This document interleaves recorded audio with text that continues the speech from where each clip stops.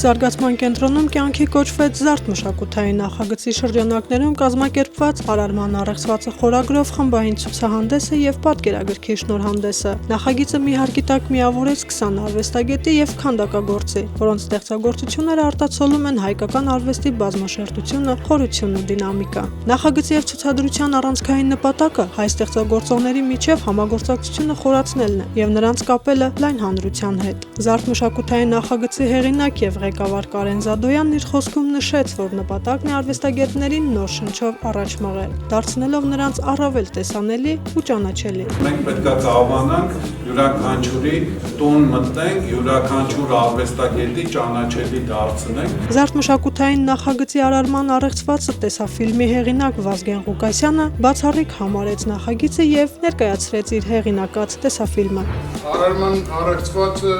ինչպես գիտեք, իմ բազմամյա ծրագրի արարման խորհրդի մի ջուրն է, փորձում եմ ավելի անկեղծացնել հեղինակներին, արվեստագետներին։ Շնորհակալություն եմ ուզում հայտնել բոլորին, ամիսներ շարունակ մեր նախագծի գաղափարին հավատալու համար, մեզ աջակցելու համար, բոլոր նրանց, ովքեր վստահեցին մեզ եւ ամենակարևորը մեր արվեստագետներին եմ շնորհակալություն հայտնում ձեր ստեղծագործական աշխարհը մեզ վստահելու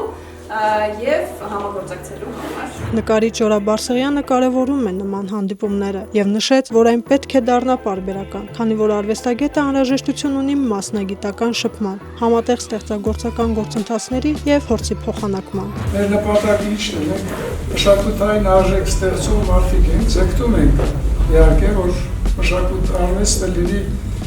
խիստ արժեքավոր լինի մեր աշխատանքը, անիմաստ չլինի։ Արվեստագետների աշխատանքները ներկայացնում են գեղանկարչության եւ քանդակագործության տարբեր դպրոցներ, ռեալիզմից մինչեւ աբստրակցիոն, դասական տեխնիկաներից մինչեւ փորձարարական ու էքսպերիմենտալ մոտեցումներ։